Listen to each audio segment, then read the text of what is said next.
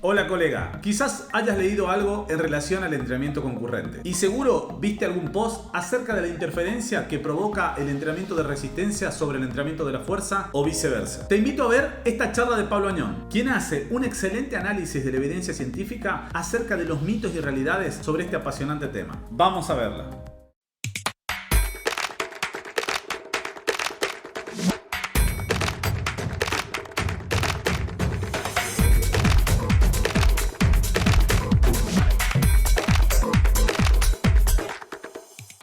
Este video tiene bonus, así que cada vez que veas este título, busca en la descripción porque te he dejado el link a los libros o trabajos de investigación que fueron citados en la charla.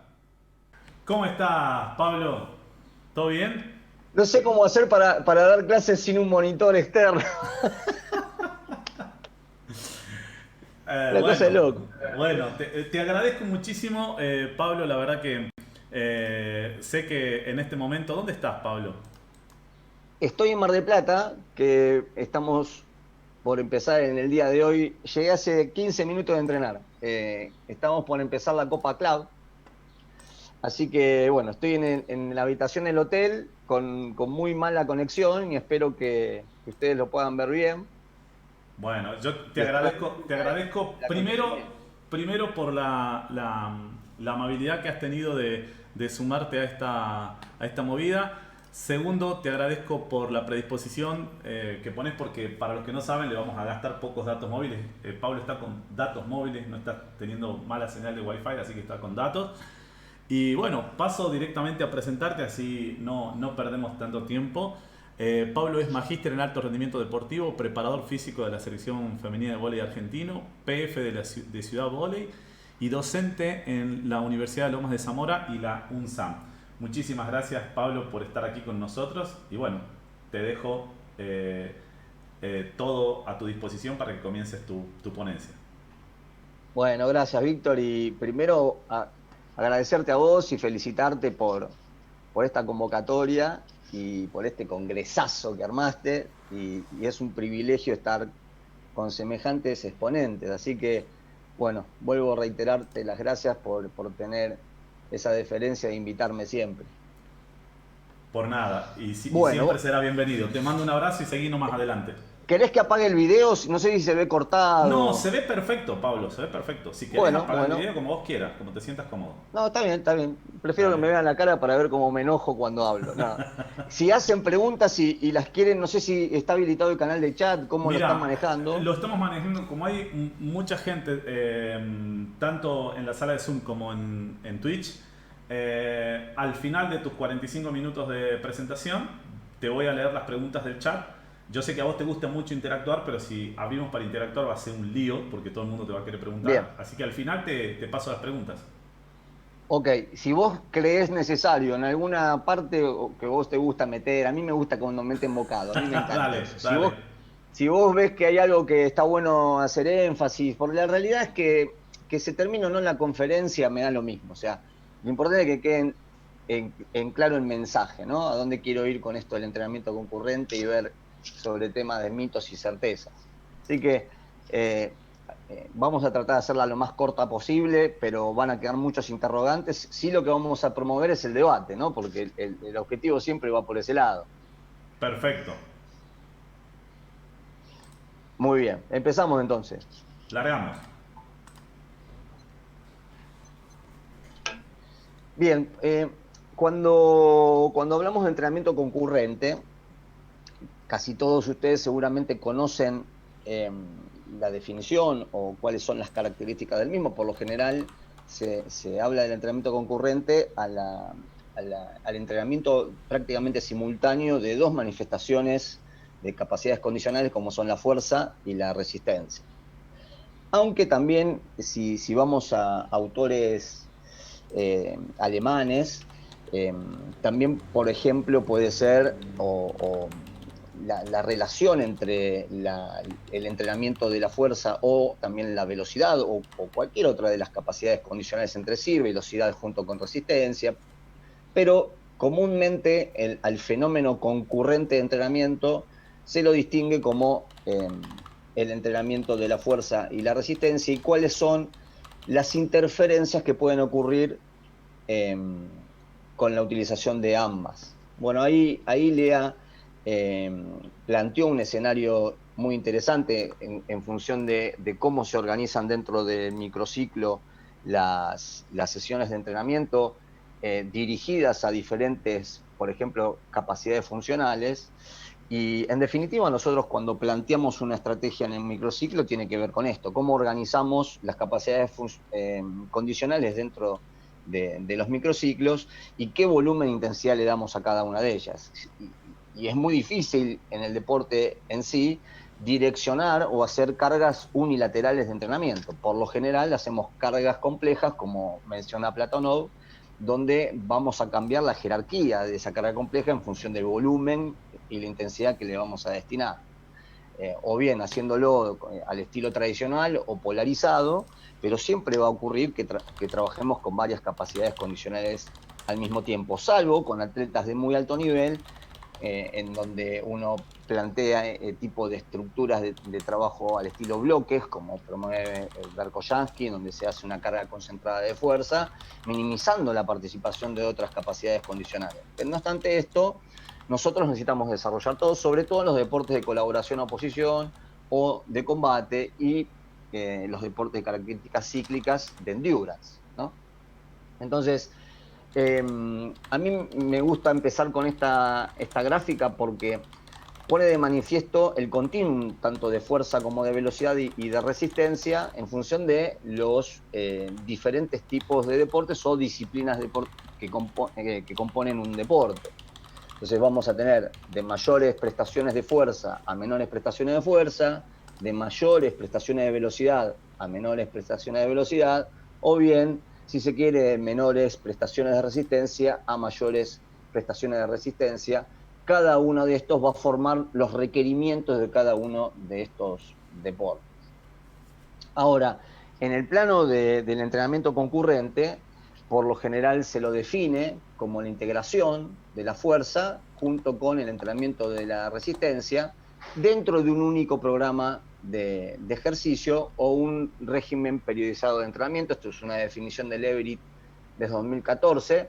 Lo que no se ponen de acuerdo los investigadores cuando analizan este tipo de fenómeno es que este tipo de trabajo puede ocurrir ya sea dentro de la misma sesión o en sesiones alternas, o sea, puede ser inmediatamente después de haber terminado un entrenamiento, ya sea de fuerza o de resistencia, o a las horas de haber terminado el entrenamiento o entre sesiones de entrenamiento. Ahora, hoy en día lo que se estudia sobre el fenómeno de entrenamiento concurrente es prácticamente el efecto agudo que ocurre entre una sesión y la otra con muy poquito tiempo de descanso entre ambas, ¿sí?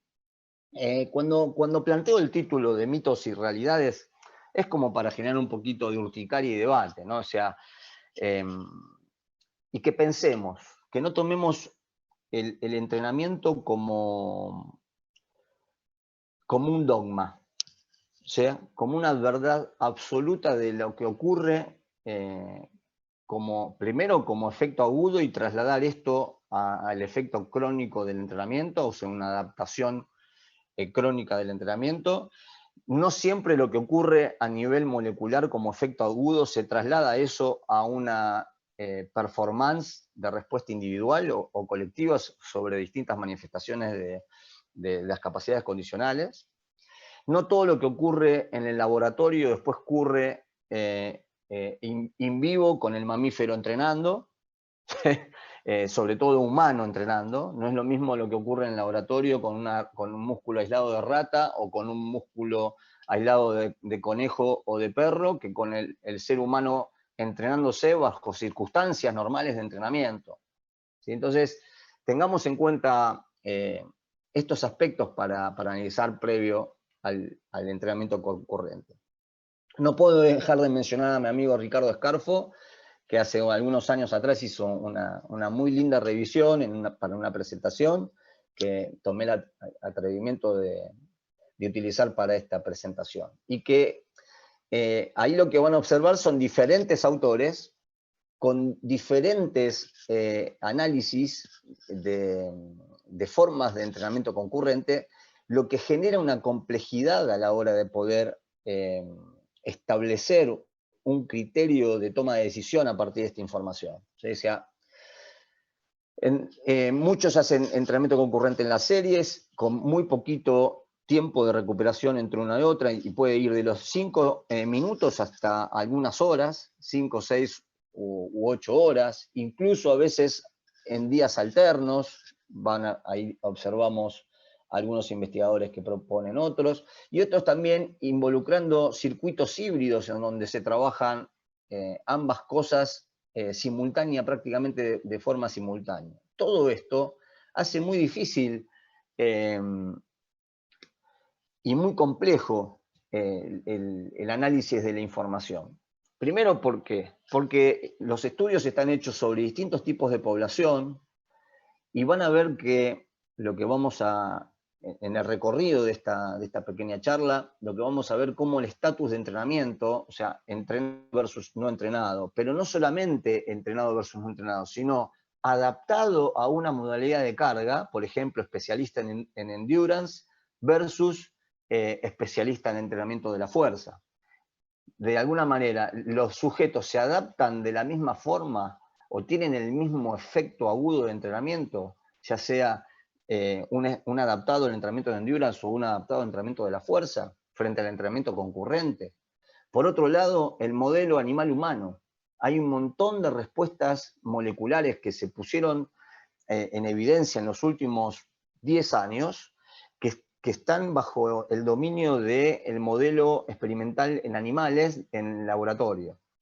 Y hay un cuerpo convincente de evidencia que sugiere que esas mismas respuestas adaptativas agudas en animales no se producen de la misma manera, por lo menos, de la forma planteada en humanos. O sea, si quieren analizar toda esa cascada compleja de vía de señalización molecular que también se conoce para el desarrollo de la hipertrofia, que está tan bien descrita, que funciona en animales, el fenómeno de interferencia propuesto por muchos autores sobre la AKT o la mTOR no sería tan así, por ejemplo, en humanos. Bueno, ahí está Cancino, que seguramente va a hablar de esta temática, que sabe muchísimo más que yo al respecto y con seguridad me puede llegar a corregir. Después, los modelos agudos crónicos. Casi siempre todos los estudios que se hacen son ensayos agudos, o sea, respuesta adaptativa de muy corta duración, que pueden ser analizando lo que ocurre en la sesión o analizando lo que ocurre en un grupo de sesiones aisladas. No hay estudios de longitudinales a largo plazo frente a este fenómeno concurrente. Por lo tanto, estamos haciendo una inferencia, una suposición de lo que ocurre de forma aguda, se va a trasladar a un efecto crónico de adaptación con el entrenamiento a largo plazo. Ahí es difícil también de encararlo por ese lado. El tipo de diseño protocolo que se utiliza. Muchas veces se utilizan protocolos que están muy alejados al entrenamiento o a la forma que nosotros tenemos de entrenar. Vuelvo a repetir, nosotros no entrenamos protocolos. Nosotros tenemos atletas que los entrenamos con medios, con métodos de diferente índole para lograr un objetivo determinado, y en ningún momento planteamos protocolos. O sea, plantear un protocolo es para una condición experimental y poder tratar de responder a una pregunta de investigación, y por eso tenés que aislar variables, cosa que nosotros en el entrenamiento no hacemos. Entonces, muchas veces se proponen protocolos de diferentes con intensidades que son irrisorias, ya sea para el entrenamiento de la fuerza o para la resistencia, que después en el entrenamiento no lo vamos a utilizar. Y eso genera una respuesta que podría ser no adecuada. Por otro lado, muchas veces cuando se plantean estos fenómenos de interferencia, cuando analizás el protocolo, se observa que el que hace concurrente termina siendo el doble de volumen de que hace fuerza o resistencia solo. Entonces, ves que el sujeto que hizo concurrente terminó quizás con un overreaching o un síndrome no síndrome, pero sí con un déficit de capacidad funcional producto de la acumulación de carga que fue superior a la realizada por los otros grupos de sujetos. O sea, balancear la carga muchas veces es dificultosa. Obviamente que después la organización del entrenamiento concurrente es fundamental, qué va primero, qué va después, si lo hacemos o no con condiciones de nutrición favorables, si lo hacen con condiciones de nutrición desfavorables, si lo hacen con periodo de ventana de entrenamiento de recuperación, con cuánto, cómo se recuperaron, qué modalidad y tipo de entrenamiento de fuerza hicieron. ¿Sí? Es lo mismo entrenar fuerza para mejorar la hipertrofia o para mejorar la coordinación intramuscular, o sea, mejorar la fuerza máxima, o bien mejorar la fuerza explosiva. ¿Qué tipo de entrenamiento de resistencia hicieron? ¿Moderada intensidad y larga duración o hicieron jornadas de alta intensidad o tipo de interválicas de alta intensidad con el volumen suficiente como para estar en zona de VO2 o para desarrollar la capacidad o potencia láctica o para resistencia al sprint? ¿Qué hicieron? Entonces, todo ese tipo de cosas son difíciles de analizar y a la hora de que ustedes quieran leer sobre entrenamiento concurrente, por lo menos cuando tomen una idea, piénsenla y que no es tan fácil.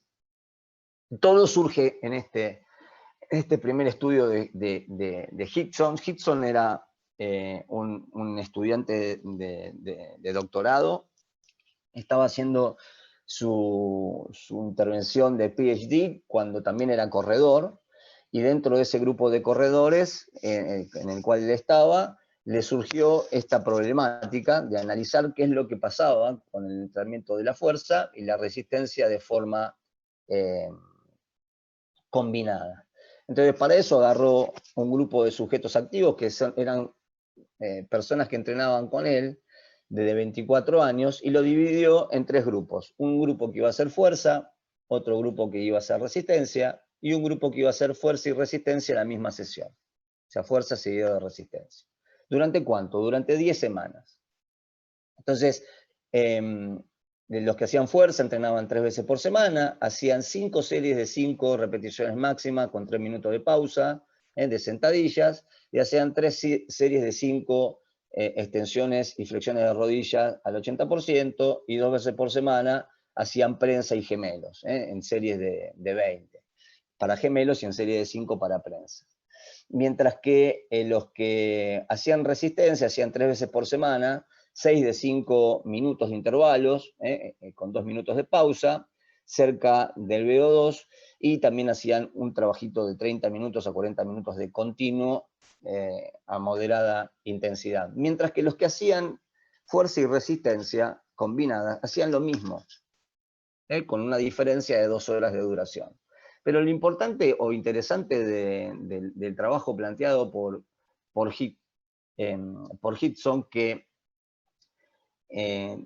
después, si quieren, el paper lo tienen para leer, es que por lo menos duró 10 semanas. Es de los pocos estudios que se observan que tienen una larga duración en esta fase experimental.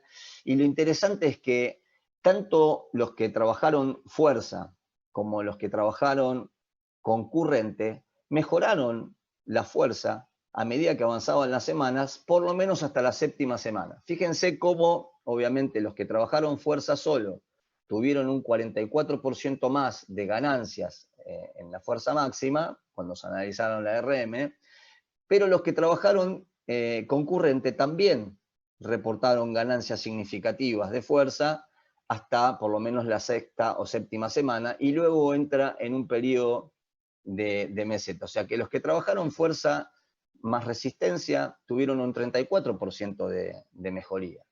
Y luego tuvo una pequeña meseta de la 7ª a la 8ª semana, y de ahí, de la 8ª a la 10ª semana, tuvieron una merma de un 9%, o sea, una caída, que los llevó a valores similares a los que tenían entre la 3ª y 4ª semana. Ahora, los que trabajaron solamente resistencia tuvieron nada más que una ganancia del 25%. Ahora, fíjense que en términos de lo que a nosotros nos compete, o sea, si nosotros analizamos esto en términos absolutistas, decimos que el trabajar la fuerza más la resistencia generó una interferencia que les permitió a los sujetos dejar de mejorar y por lo tanto después empezar a caer en la producción de fuerza. Ahora, es lógico que esto también ocurriera. ¿Por qué? Y porque acá se empieza a observar este fenómeno de overreaching por una mala organización de la carga. O sea, ¿cuánto tiempo vos podés sostener de forma continua mejoras en las capacidades condicionales haciendo de a 5 RM y generando estos volúmenes de trabajo de resistencia? Obviamente que la fuerza se va a ver mermada si no se hacen ondulaciones de la carga pertinentes o si no se hacen microciclos de ajuste o de recuperación en el medio. O sea, ahora, para deportes que no son especializados en fuerza, como pueden ser, no sé, los lanzamientos en el atletismo o mismo en el levantamiento de pesas o el powerlifting y demás, obtener ganancias de un 34, 35, 40% de fuerza, sobre todo en periodos que van de 5 a 8 semanas, son buenísimas. Yo compro. ¿Por qué? Y porque nosotros sabemos que los requerimientos de fuerza en el deporte, para la mayoría de los deportes, no son maximales.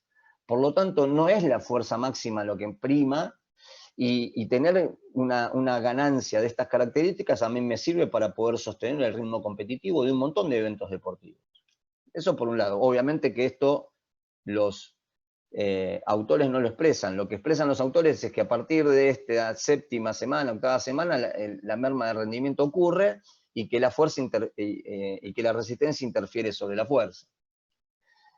A mí me parece que es una definición un poco desacertada, porque la resistencia interviene sobre la fuerza, no en modo general, sino que aparece luego de un determinado tiempo, ¿no? Aparece esta merma de fuerza en torno a la séptima semana, no en torno al comienzo del entrenamiento. Entonces ya tenemos que plantear que si nosotros nos fijamos en la figura, hasta la quinta semana, por lo menos, las ganancias de fuerza son prácticamente similares, ¿no? Un grupo parte de un nivel inferior que el otro, pero las ganancias son similares. Entonces, no es de esperarse que si nosotros acá hiciéramos algún tipo de ondulación, quizás la ganancia de fuerza la podamos ver atenuada, pero no con una caída tan importante, ¿ok? Y abajo lo que se observa es la diferencia entre el grupo de fuerza y resistencia versus resistencia solo, con respecto al test de resistencia, ¿sí? Es horrible dar una clase sin que nadie intervenga, me pone loco, Víctor. Segundo que activo también, te estoy escuchando atentamente y creo que se ha escapado un gran lagrimón para todos los defensores de las interferencias a nivel biomolecular. Justamente creo que es lo que vas a explicar ahora, así que me callo y te dejo seguir adelante. Sí, Pero sí. Lo bueno es que obviamente que hay un fenómeno a partir de esa fecha y con respecto obviamente al avance de la biología molecular y todo lo que se conoce al respecto. Realmente yo no tengo mucho más para aportar. La realidad es que hay un fenómeno que trata de explicar que el entrenamiento de endurance, junto con que activaría la MPK o la calmodulina, o la P38 MAP quinasa, que todas estas van a estimular por diferentes vías la PGC1 alfa, que desencadena la biogénesis mitocondrial y con esto mejorar el potencial oxidativo de la fibra. Justamente estimular la MPK generaría una inhibición por medio de esta proteína sobre la mTOR. Esto es una hipótesis, es un modelo que fue comprobado en roedores, pero que no fue comprobado en humanos. Y vamos a ver que hay algunos estudios que lo demuestran. Pero esto no es ponerse en contra, Esto es, bueno, hay una literatura muy grande al respecto. Por un lado, están los que pregonizan con todas sus fuerzas el fenómeno de interferencia molecular, que está bien que eso pueda ocurrir. Ahora, si llegaste hasta aquí es porque te gustó el video, así que dale like, Compartilo en tus redes sociales y déjame un comentario para saber tu opinión. Y por supuesto, suscríbete a mi canal para no perderte los estrenos semanales. ¿Cuánto de esa interferencia genera una respuesta negativa en el outcome, en esto, en el rendimiento? Nosotros lo que analizamos es rendimiento. Y digo, este fenómeno, ¿me inhibe la síntesis de proteína y la hipertrofia? Bueno, cuando vamos a la práctica, eso no es así. Los que estamos acostumbrados a entrenar concurrente, vemos que nuestros jugadores siguen hipertrofiando igual. Está bien, no van a hipertrofiarlo de la misma manera que se dedican a hacer hipertrofia, pero tampoco uno busca entrenar deportistas, no fisicoculturistas, ¿no? Por otro lado, este fenómeno de interferencia sobre qué tipo o qué manifestación de la fuerza, ¿no? ¿Sobre la fuerza máxima? ¿Sobre la fuerza explosiva? ¿Sobre cuál de ellas? Tenemos evidencias que el entrenamiento de la fuerza conjunto con la resistencia, dependiendo obviamente del tipo de resistencia, no modifica, por ejemplo, el salto vertical, o no tiene mermas en el salto vertical. Y vos decís, pará, ¿cómo puede ser que esto ocurra de esta manera cuando nosotros sabemos que debería haber una merma en el rendimiento potencial, el rendimiento en el salto vertical? Bueno, entonces quizás el salto vertical no sea tan sensible para medir esta respuesta. Digo, ¿y desde cuándo nos pusimos tan exquisitos con el tema de hipertrofia? Siempre hablamos de fuerza máxima y las necesidades de mejorar el reclutamiento, la sincronización, la tasa de frecuencia de disparo en la motoneurona, y siempre hablamos de la fuerza explosiva, y de repente empezamos a prestarle particular atención a la hipertrofia. No, pará. Vamos por partes. Bueno, De Souza tiene una explicación para este fenómeno que es muy interesante. Entonces, primero, este fenómeno de interferencia, donde vos tenés el conocimiento de que una forma unidireccional de organizar la carga, ya sea hacia la resistencia o hacia la fuerza, va a tener adaptaciones específicas. Obviamente todos lo sabemos. Pero sabemos también que hay opciones de organización de la carga que son complejas. Y en este caso, el entrenamiento concurrente es una forma compleja, de hecho. Entonces, el entrenamiento concurrente de la resistencia junto con la fuerza generaría, y te lo digo en potencial, una interferencia en la especificidad con la cual se adapta el músculo al entrenamiento de la fuerza. Digo, porque ponen las pesitas para hablar sobre el entrenamiento de la fuerza, pero en definitiva esto se deslinda hacia el lado de la hipertrofia. No sé cómo harán los crossfitters, que para el punto de vista, o por lo que conozco, serían los especialistas de concurrente, ¿no? Son especialistas del concurrente. O no sé cómo harán los luchadores o los especialistas en MMA, que también lo son, ¿no?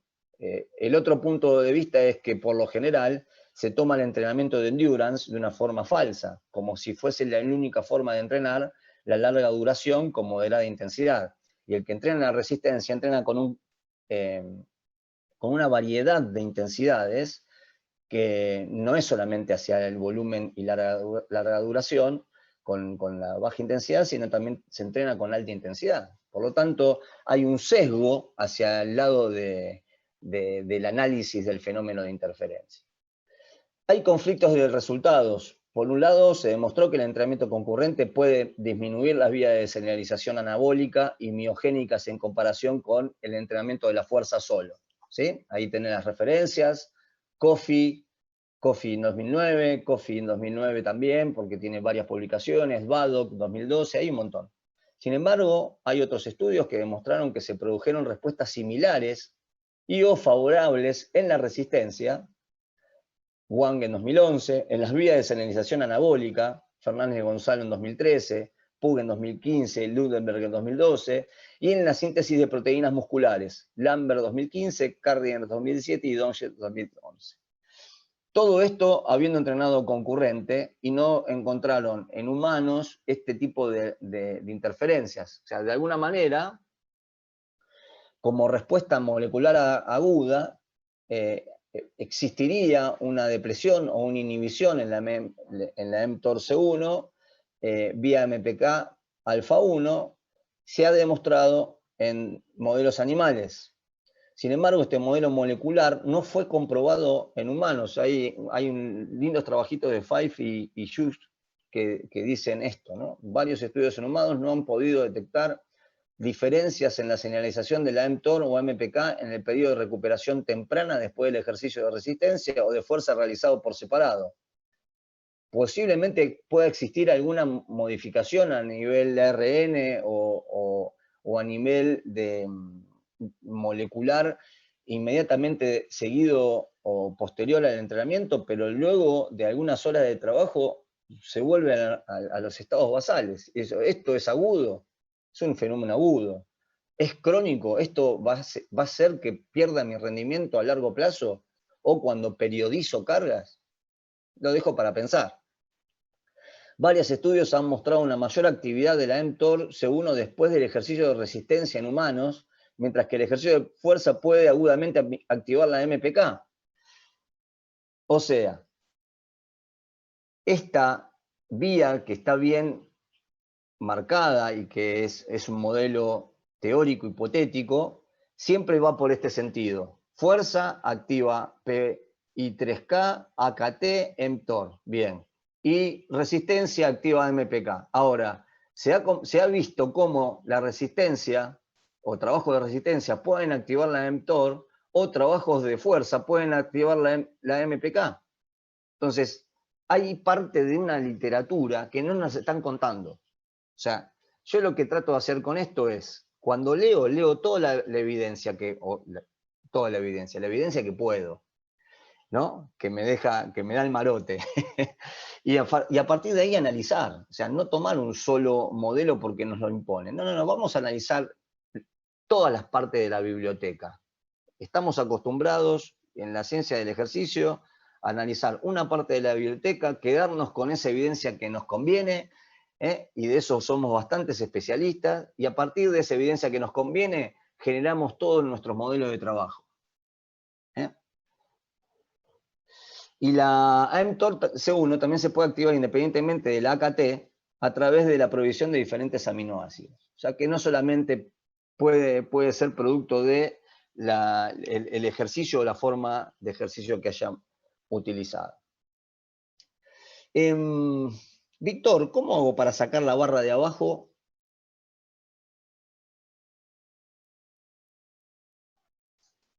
Sí, porque no puedo ver parte de la diapositiva.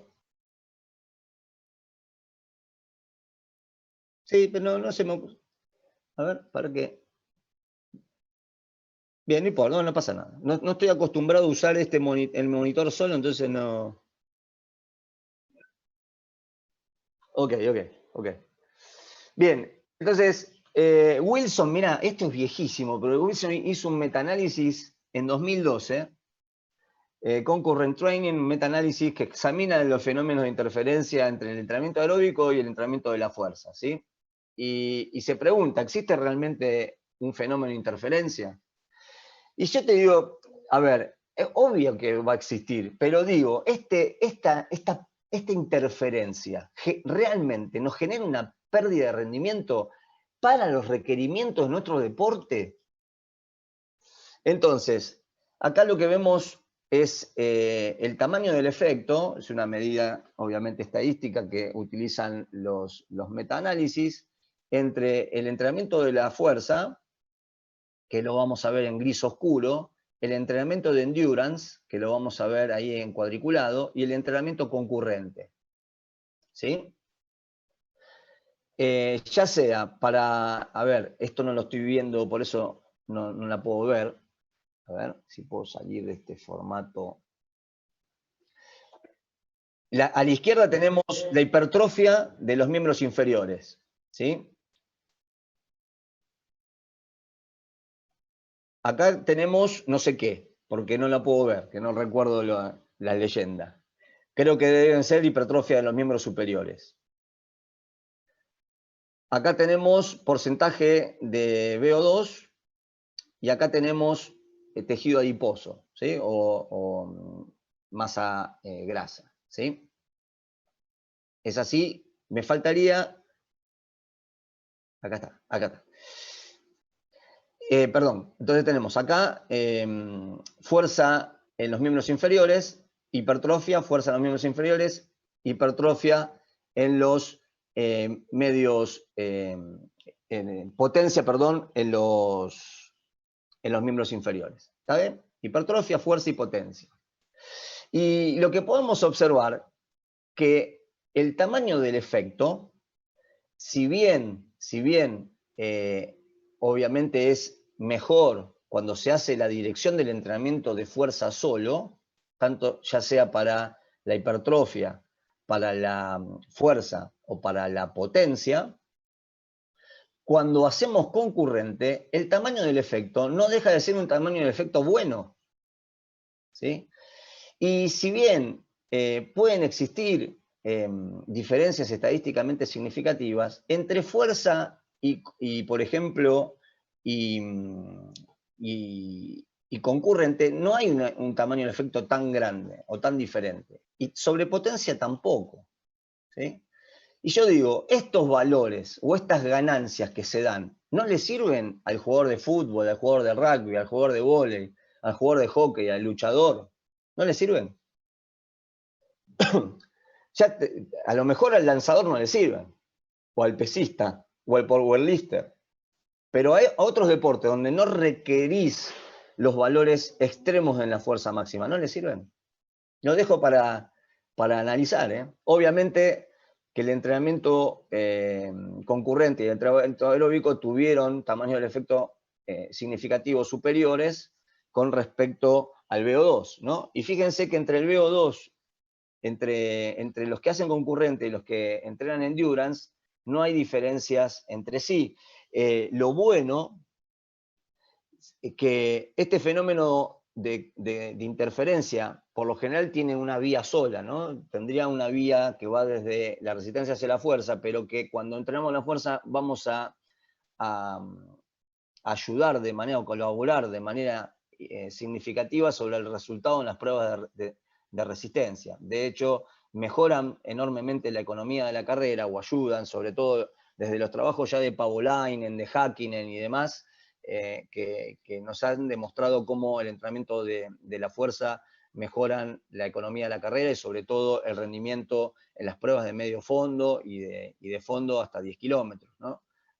Quizás hay menos trabajo sobre fondistas, pero sí de larga duración, pero hay lindos estudios que en ciclistas y demás se observa cómo las ganancias de fuerza repercuten positivamente sobre la resistencia. Y los que trabajan de forma concurrente tuvieron una ligera mejoría sobre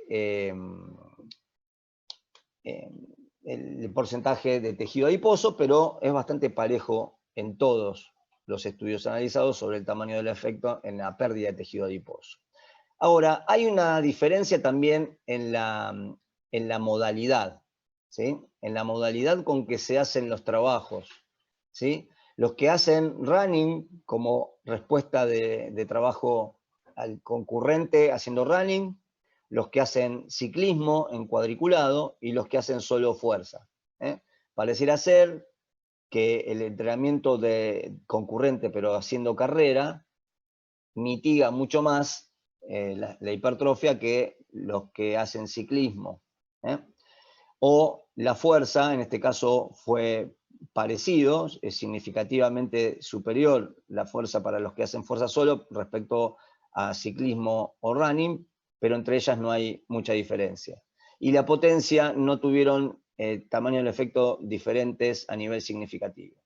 Ahora, cuando se lo compara respecto al VO2, los que hacen running tuvieron una respuesta mayor en el concurrente que los que hacen ciclismo respecto al VO2, pero ambos tienen obviamente una diferencia significativa respecto a la fuerza, y el running dentro del concurrente parece ser o pareciera ser un poquito mejor para la pérdida de tejido adiposo, no obstante no encontraron diferencias entre sí.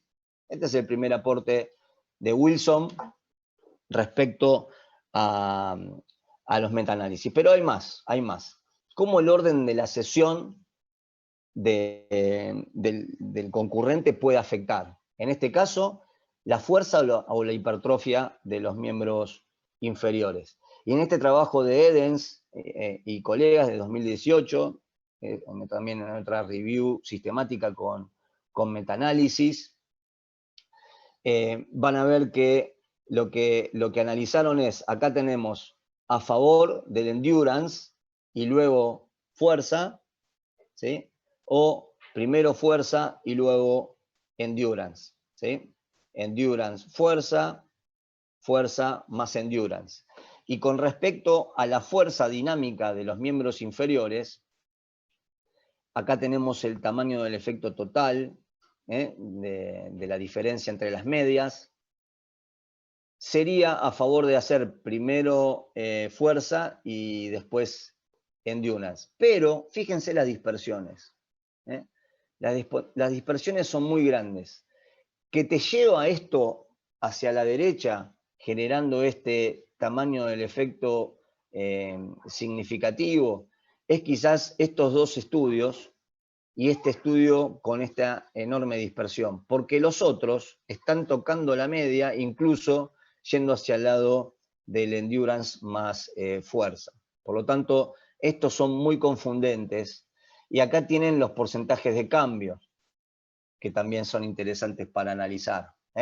¿Por qué? Porque nosotros vemos, por ejemplo, este estudio de Cadore, 35% de cambio con más o menos 12%. ¿Ven? Las dispersiones muy grandes para hacer primero fuerza y después endurance, 22% de cambio para hacer endurance y después fuerza, más o menos 10. O sea que no es que no hay cambios y que no hay mejoras con respecto de hacer de una manera o de la otra. La tendencia es a que es un poco mejor o más favorable hacer primero fuerza y después resistencia. Pero los estudios que indican cambios entre endurance primero y fuerza después no son muy malos con respecto a las ganancias. No es que inhiben la posibilidad de ganar. Merman, sí que merman, obviamente, pero no son tan malos, ¿eh? Ojo, ojo al piojo, como diría. Y miren con respecto a la hipertrofia de los miembros inferiores. Hay poquitos estudios hechos, y se encuentra levemente en el medio. ¿Sí? No es ni para un lado ni para el otro, no es estadísticamente significativo, o sea que de acuerdo a la tendencia hacia la hipertrofia, da lo mismo hacer una fuerza primero, resistencia después, o resistencia primero y fuerza después. Hay una leve o ligera,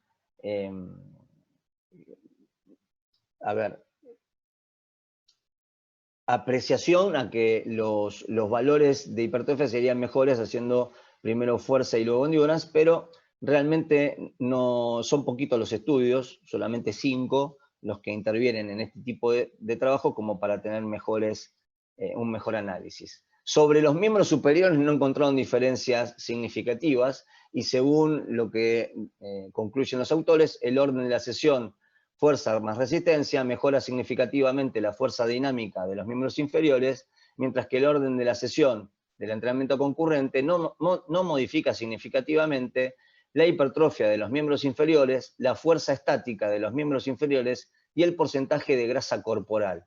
Interesante y para tener en cuenta. En otro trabajito, en otro metaanálisis de Muslasis, Keffer y Talib en 2018, también hicieron una revisión metaanalítica con los efectos fisiológicos de entrenamiento concurrente y el entrenamiento de endurance y de la manera en que lo organizan en la sesión, ¿no?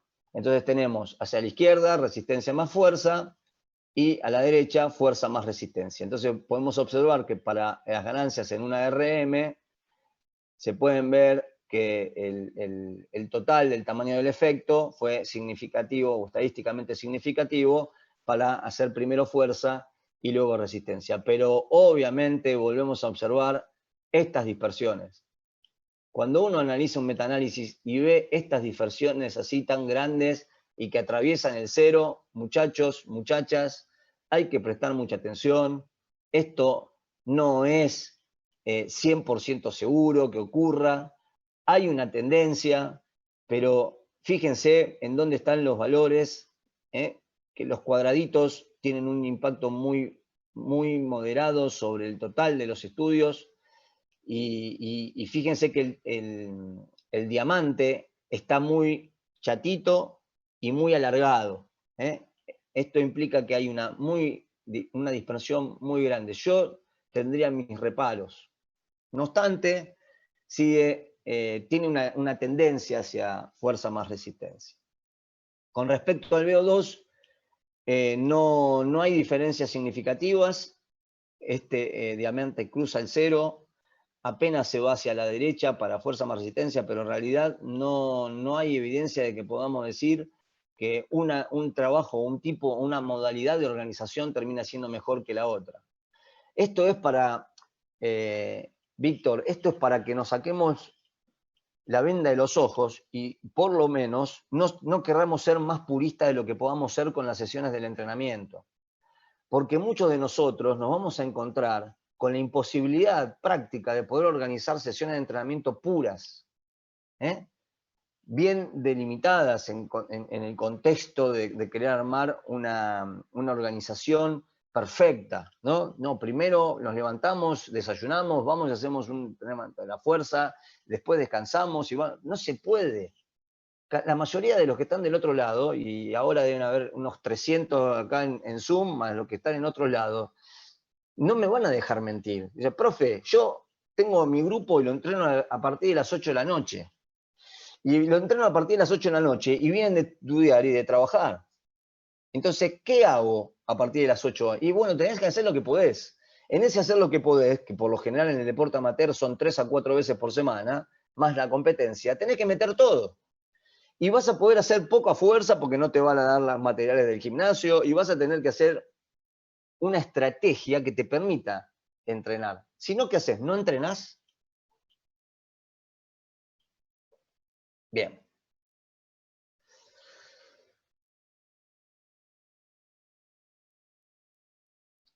La mayoría de los estudios sobre respuesta molecular aguda del entrenamiento concurrente proporcionan una breve foto instantánea. Esta frase de Fife a mí me encanta. Una breve foto instantánea de los eventos adaptativos o agudos que ocurren en la proximidad a los ejercicios concurrentes. O sea, nosotros entrenamos y cuando terminamos de entrenar le sacamos la foto molecular de lo que está ocurriendo. Eso no significa adaptación. Eso es una respuesta aguda. Quedan muchas preguntas con respecto a la regulación molecular a largo plazo de la adaptación del músculo esquelético y de la interferencia observada con el entrenamiento concurrente. Queda mucha, no hay a largo plazo, no hay.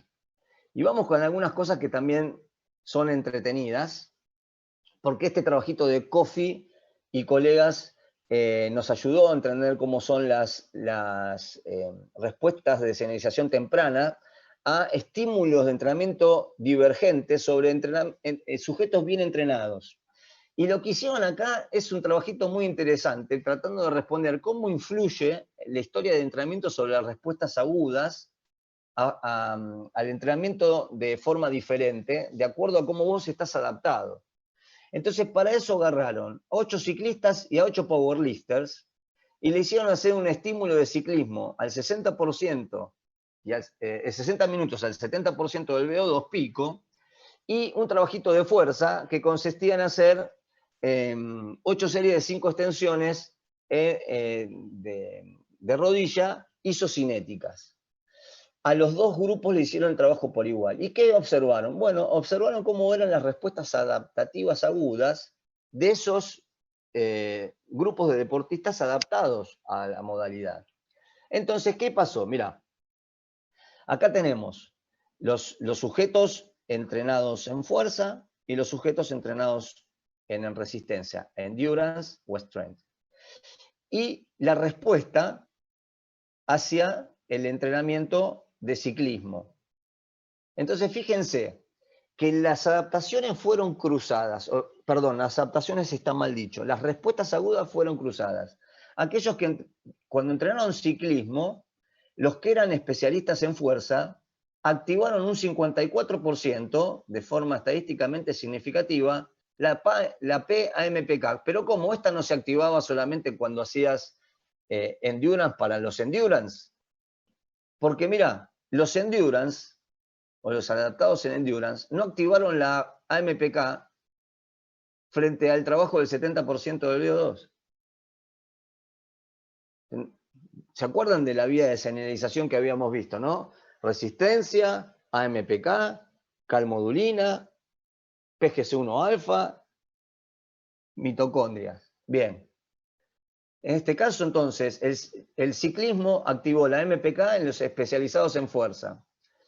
Y el entrenamiento de la fuerza, ¿sí?, activó la AMPK en los especializados en endurance, un 114%, pero no en los que, obviamente, especializados en fuerza.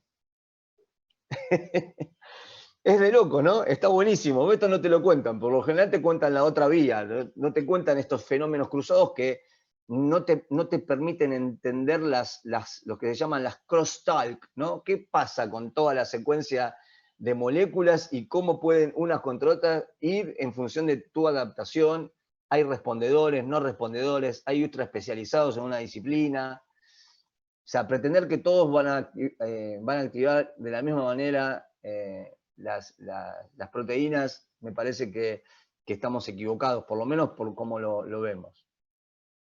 Fíjense, durante el entrenamiento de bicicleta o de ciclismo a esta intensidad, el trabajo de ciclismo sobre los ciclistas activaron un 50% la AKT. ¿Pero cómo? La serina 473 fosfato AKT no tenía que ver con la vía de señalización molecular para la síntesis de proteína y volvés con esto a mejorar la hipertrofia.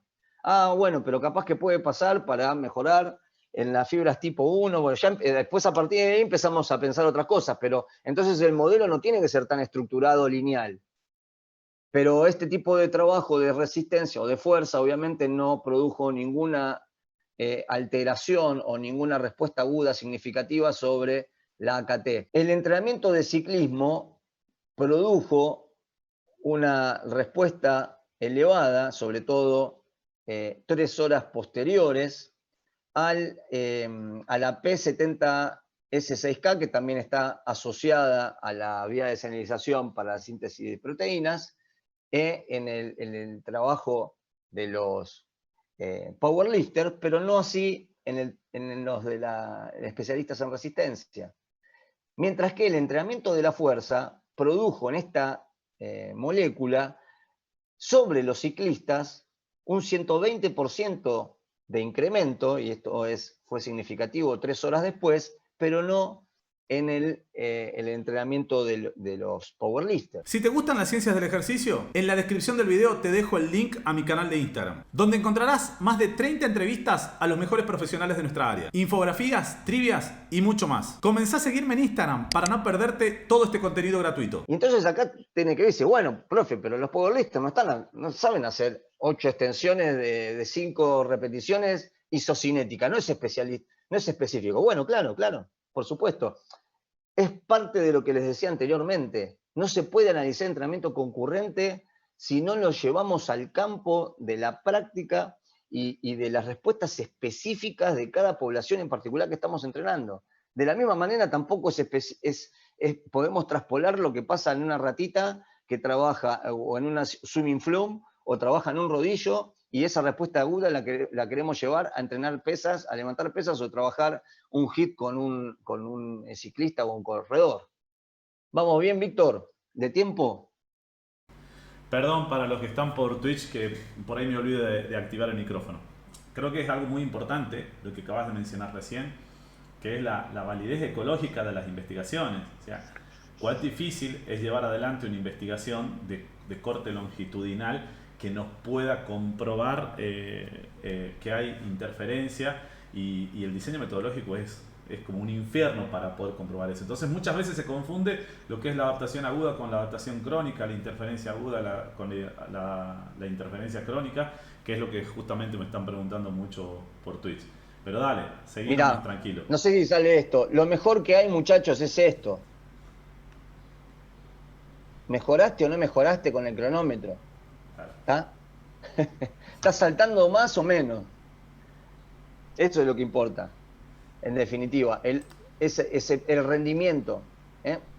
La relación entre la cascada de señalización frente a la respuesta a diferentes modalidades de ejercicio no es un fenómeno lineal y constituyen una compleja e incompleta red con un alto grado de interferencia y activación transitoria y feedback. Hay muchas respuestas cruzadas entre moléculas que no se conocen. No podemos hablar de un modelo lineal y presentarlo y como que esto después nos cambia las formas de adaptación con el entrenamiento. Si bien no podemos descartar la posibilidad de que las diferencias genéticas preexistentes entre los dos grupos también puedan contribuir a las respuestas agudas al ejercicio, demostramos que el músculo esquelético humano conserva la capacidad de responder a estímulos contráctiles divergentes y conservar un grado de plasticidad de respuesta en los extremos opuestos del continuum de adaptación de resistencia y hipertrofia. Eso es lo que concluyen Coffey y colegas luego de haber hecho este estudio, que es riquísimo, la verdad, es riquísimo. Pero bueno, no tengo mucho tiempo. Este estudio de Wilkinson va por ese lado también. En sujetos desentrenados, un estímulo de entrenamiento de fuerza y o de resistencia generan incrementos similares en la AKT, mTOR, P70, S6K, que es la vía, ¿sí? Y el estímulo de fuerza incrementa la síntesis de proteínas miofibrilares y mitocondriales también. 10 semanas después de un entrenamiento específico, solo el entrenamiento de la fuerza indujo respuestas significativas en la AKT luego del ejercicio. En esto, en sujetos no entrenados. ¿Ok? Terminó siendo obviamente mucho más específico el entrenamiento de la fuerza. Acá lo tenemos, entrenados versus no entrenados, sobre la AKT. Endurance versus fuerza, lo van a ver con distintos rayados, es media fea. No tuvo tanta diferencia, fíjense, con la MPK o con la P70, tanto en desentrenados, pero sí hubo una pequeña diferencia entre desentrenados, aunque no la manifiestan de forma estadísticamente significativa. Ahora, fíjense la endurance, como también tanto el entrenamiento de la fuerza como el entrenamiento de la resistencia activaron la MPK. O sea, no hay manera de hacer esto solamente un fenómeno lineal. ¿Ok? Bueno, hay un montón, es demasiado. Tengo muchas cosas acá. Por último, para ir cerrando, hay otra pregunta que muchas veces se hacen, que el entrenamiento concurrente puede generar respuestas hormonales adversas. No, que la testosterona, que el cortisol y que esto, que el otro. Mira, agarraron a un grupo de jugadores de fútbol que eran jóvenes, pero de elite, lo que se denominan jóvenes muy entrenados, ¿sí? Y les hicieron hacer fuerza más resistencia o resistencia más fuerza, en momentos diferentes dentro de la sesión, ¿sí? La cuestión es que el concurrente 1 hacían fútbol y después metían fuerza, y en el concurrente 2 hacían fuerza y después hacían fútbol. ¿Y qué analizaron? Testosterona libre, cortisol y hormona de crecimiento. Bueno, no tuvieron diferencias estadísticamente significativas respecto a la concentración de cortisol, respuesta de la testosterona y de la hormona de crecimiento en jóvenes futbolistas de élite. O sea que estos son los mismos jugadores que vos podés tener en tu equipo de fútbol, de hockey o de rugby, que no sabés a qué hora entrenarlos, si entrenarlos a las 8 de la mañana, y que vayan y que después terminen de ahí, que hagan fútbol, o que hagan fútbol primero y después a la mañana y después a las 2 de la tarde vayan a hagan pesas. En este caso, estos son cosas concretas.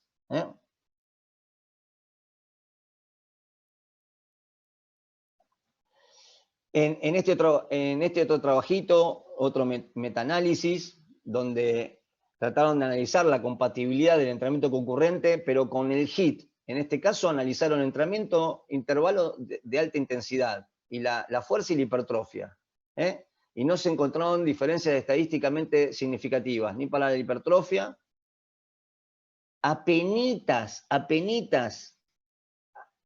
significativo para la fuerza en los miembros inferiores, y no encontraron diferencias significativas para la fuerza en los miembros superiores. El SABAC en 2018. Ahora, si bien esto da a favor de fuerza solo con respecto de HIIT más fuerza, todos los estudios cruzan la línea media, todos, salvo este, con una amplia dispersión. Yo, obviamente, tomo estos metaanálisis cuando son así, con pinzas. Siempre tómenlos con pinzas. No pueden ser taxativos bajo ningún punto de vista.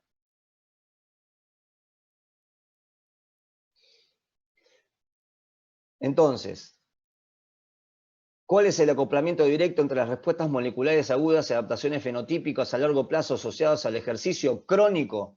Cualquier interferencia menor a la respuesta de desalinización anabólica después del entrenamiento concurrente no reflejan una interferencia potencial a la síntesis de proteínas e hipertrofia muscular crónica. Agudo no significa que esto refleje interferencia crónica. Hay que interpretar con precaución los estudios que extrapolan respuestas anabólicas y posibles interferencias agudas desde el efecto, desde la respuesta de desalinización aguda.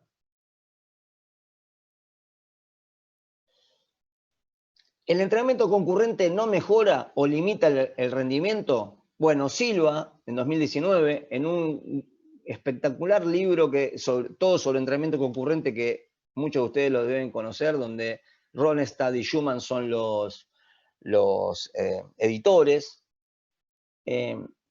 proponen este metaanálisis donde pueden verse o observarse los porcentajes de cambio, de incremento y el tamaño del efecto, ya sea para una RM, para estudios donde se proporciona información sobre una RM, salto, sprint, cambio de dirección, yo de recovery 1 y 2 y maximal aerobic speed. Todos, por lo general, tienen tamaños del efecto de moderado, ¿sí? Moderados, con porcentajes interesantes de incremento. O sea que no hay una merma significativa en el rendimiento, sino que en muchas de las variables analizadas hay mejoría. ¿Sí? Y en este otro, acá a la derecha, a ver si se puede agrandar acá un poquito más, se analiza, por ejemplo, una RM, endurance más fuerza, o fuerza más endurance. Y en este caso va en contra de todo lo que nosotros pensamos. Igual, a mí metodológicamente no me gusta, pero en este caso la RM de los que hicieron endurance más fuerza resultó ser mejor que los que hicieron fuerza más endurance. Y lo mismo para el CMJ, y similar para el tempo de 10 metros y los cambios de dirección, aunque los tamaños del efecto son pequeños o triviales. Y por último, este es un estudio interesante donde Hegeldur, todos conocen a Hegeldur, 2011, analizó 21 jugadores de fútbol de elite que participaron en la Champions League, jugadores ingleses que durante la pretemporada hicieron un interval training de 4 bloques de 4 minutos entre el 90 y el 95% de la frecuencia cardíaca máxima, con 3 minutos de pausa activa al 50 o al 60%. Este es el típico HIIT largo. Y 15 minutos después hicieron entrenamiento de fuerza de 4 series de 4 repeticiones en sentadillas 2 veces por semana durante 8 semanas, durante la pretemporada, que realizaron un total de 12 horas de entrenamiento semanal. Seguían entrenando el fútbol y todo el trabajo convencional del fútbol, ¿ok? La diferencia es que le agregaron este trabajito. ¿Está bien? Entonces, lo que podemos observar en la gráfica, acá tenemos los valores individuales, que está buenísimo ver los valores individuales. Los valores de incremento del VO2 fueron del 9%, la sentadilla media mejoró un 52%, mejoró el tiempo del sprint de 10 metros, de 0,02 a 0,16, en 0,06 segundos, y mejoró 3 centímetros el CMJ. Resistencia, en este caso en formato de HIIT, y después fuerza, con un volumen bajo, jugadores profesionales de fútbol, para que después no digamos que esto, que lo otro. Bueno, estos son profesionales que trabajan en una pretemporada y podemos decir que tienen niveles bajos de fuerza, que tienen... Bueno, listo, está bien, pero mejoraron. Pasaron de tener 116 kilos de pre-sentadilla a 176 de promedio. Ahí tenemos el mínimo, el máximo y los desvíos de estándar. El CMJ de 57 a 60, el sprint en 10 metros de 1,87 a 1,81 y en 20 metros de 3,13 a 3,08. Las mejoras fueron estadísticamente significativas y esto es un típico trabajo de pretemporada que cualquiera de ustedes pueden tener con sus equipos, ¿sí? Si todavía seguís viendo el video, es porque sos un verdadero fanático del entrenamiento. Así que te invito a sumarte a Los del Fondo, nuestra comunidad de Twitch, donde todas las semanas hago directos sobre fisiología del ejercicio y entrenamiento deportivo. Solo tenés que comenzar a seguirme en Twitch usando el link que te dejo en la descripción de este video. Obviamente que parten de valores muy bajos para media sentadilla, y es de esperar que uno mejore mucho la sentadilla luego del entrenamiento, pero lo hicieron con poco volumen, 4 de 4 RM es como estar trabajando al 85%, y después de haber hecho 4 de 4 minutos al 90-95 y manteniendo el resto del trabajo habitual, ¿no? Bueno, con esto vamos a dar por finalizado porque es para mucho más, pero vamos a darle tiempo a contestar alguna pregunta, Víctor. Genial, bueno, muchísimas gracias Pablo. Ahora pasamos al bloque de preguntas, dame un segundo. Espero que haya despertado por lo menos mira, la discusión. Sí, en Twitch está súper encendida. Después hacemos el debate en Twitch un día, si querés. Dale. Uno de los grandes problemas de todo esto, de lo que estamos hablando, es que aparecen muchas palabras como el creo, creería, supongo, y estamos ante una problemática ahí porque tenemos que hablar sobre una cantidad de supuestos de los cuales no tenemos evidencia. Ya ahí empezamos mal, ¿sí? Por eso es que voy a filtrar algunas preguntas. Bueno, imagínate, te paso algunas, ¿sí? Puede ser que las respuestas a este fenómeno cruzado tengan que ver con que para el deportista adaptado en esa especialidad el estímulo propuesto no fue significativo, producto de su adaptación, y en cambio para los no adaptados sí. Sí, claro, porque todos estos fenómenos son protocolos dependientes.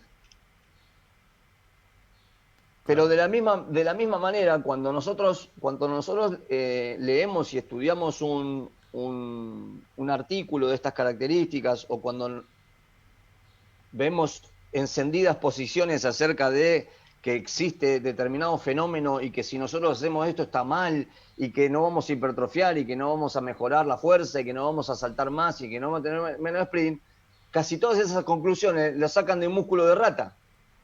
Entonces, la rata no hace extensiones de camilla, no hace sentadillas, ¿no? Totalmente. No hace cambio de dirección como lo hacemos nosotros con una pelota o con alguien que lo empuja. Está buenísimo que eso pase así, pero es una respuesta lineal. Yo lo que digo es, no nos comamos todo lo que nos dicen, ni tampoco lo que les estoy diciendo yo ahora, porque yo no soy un especialista en esto. Simplemente me gusta leer toda la biblioteca, y todavía me falta mucho por leer, y cuestionenlo. Claro. Pero para, ¿quién me dijo esto? Por lo menos voy a buscar estos artículos, porque yo esto no me los habían presentado. Exactamente, creo que... ¿Por qué me empezó a hacer ruido, Víctor? Porque yo tengo jugadores y jugadoras que se entrenan durante 2 horas y media, 3 horas haciendo vóley, y si bien el vóley es muy particular, a nivel cardiovascular están durante todo el entrenamiento en 130, 140 de pulso. Y es un trabajo cardiovascular de moderada intensidad a nivel cardiovascular con picos y solamente el 9% de todo el entrenamiento estamos arriba del 90% de la frecuencia cardíaca máxima. ¿Está bien? Solamente el 9%, es muy poquito lo que es de muy alta intensidad. Ahora, todos esos saltos y todo ese volumen termina siendo un trabajo de resistencia al salto. ¿Cómo después se va a ver la fuerza? ¿Cómo se va a observar? ¿Va a haber una merma? No. Los jugadores siguen mejorando. Cuando los testeo mejoran. Y les alcanza para su deporte. Y cuando les analizo con una simple antropometría, si la masa muscular se mantiene o mejora, se mantiene o mejora, pero nunca está peor. Y si es lo que necesito yo para mi deporte, ¿está mal o está bien? ¿Se entiende? Sí, sí, A totalmente. eso voy. Si yo no necesito que un jugador de vóley levante 300 kilos de sentadilla o que haga 250 kilos de power clean. Porque no compite en eso. Y nadie lo va a necesitar tampoco para el fútbol, para el rugby o para el MMA. Y el mejor ejemplo que podemos tener hoy en día del concurrente, vayan y vean a un crossfitter, alguien haciendo crossfit, vayan y véanlo. Ah, no, porque se droga. Bueno, vayan a ver a alguien que no se droga. Y van a ver que entrenan concurrente 5 sesiones por semana y los tipos hipertrofian igual y mejoran la fuerza igual. Obviamente, no va a ser de la misma manera cuando trabajamos fuerza solo. Y no, claro que no, pero es lógico que no va a ser así. Son direcciones de entrenamiento distintos, pero que el árbol no nos deje ver el bosque en referencia a que el rendimiento es específico a mis necesidades. Y si yo gano en rendimiento para mis requerimientos deportivos, está bien. Sí, totalmente. Bueno, el tema creo que se ha transgiversado mucho por lo que dijiste, la traspolación de trabajos de investigación que son de corte transversal, que son en vías de señalización, por ejemplo en roedores. Entonces se hacen infografías, se hacen muchas cositas de estas, memes, y se viraliza, entonces toman desde ese concepto para extrapolarlo absolutamente todo. Cuando vos lo acabas de decir, un factor condicionante del entrenamiento es el tiempo, y no podés decir compartimentos estancos, no, ahora entreno la fuerza, no, ahora dejo de entrenar la fuerza, entreno la resistencia. Eso es Mira, ilógico. Víctor, de pretemporada, ¿cuánto tiempo tenemos, por lo general? 4 semanas, sí, ¿Ocho sí, semanas? sí. 4 semanas, 8 semanas, todos nos Sí, quejamos, nunca tenemos tiempo. sí. Bueno, si vamos al estudio original de Hitson, que es una porquería en función de intensidades, ¿no? Para entrenar la fuerza y la resistencia. Si vamos a ese trabajo, por lo menos, en las primeras 7 semanas no hubo eh, ¿cómo se dice? No hubo merma significativa de rendimiento en el tema fuerza. O sea que uno en una pretemporada tranquilamente podría esperar tener resultados positivos si la pretemporada es de 6 a 8 semanas y ondulamos la carga. De hecho, en el equipo de fútbol que presenta Hegel, la respuesta fue así. Bien. Ahora, claro, si uno continúa la acumulación de carga va a hacer que pierdas y que indefectiblemente se deteriore el rendimiento. Eso no ocurre en el entrenamiento. En el entrenamiento te referís a en una situación que llega a partir de la cuarta, sexta semana ya llega la competencia, entonces tenés que disminuir.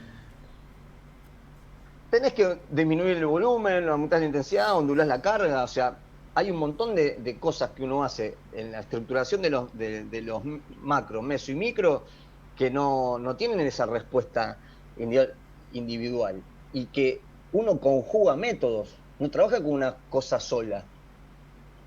Claro. Y después, uno trabaja fuerza máxima todo el tiempo. Ya estás trabajando fuerza máxima, fuerza explosiva, trabajás con contraste con complex, donde trabajás las dos cosas juntas. Trabajás larga duración, trabajás fartlek, trabajás intervalado corto, intervalado medio, largo, trabajás RSI, trabajás velocidad, hacés de todo. Claro, Entonces, eso. plantearlo todo en términos de fenómeno, una interferencia sobre la otra, bueno, entonces planteemos cuánto de la fuerza interfiere sobre la velocidad.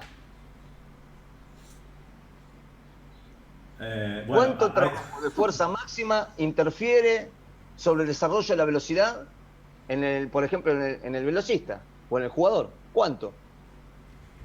Eso también hay un fenómeno de interferencia. Claro.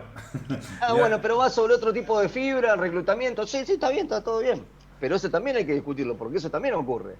Tal cual. Y bueno, y comprobar esto, como hablábamos recién, habla de tenés que entrar a buscar un estudio o tratar de diseñar un estudio donde sea ecológico, por lo que acabas de decir, no se hace unidireccionalmente en cuanto a una variable en entrenamiento. Ahí Exactamente. Leandro Carbone dice que las vías de Es señalización son buenísimo. como la mafia, uno puede apretar la vía hasta que hable.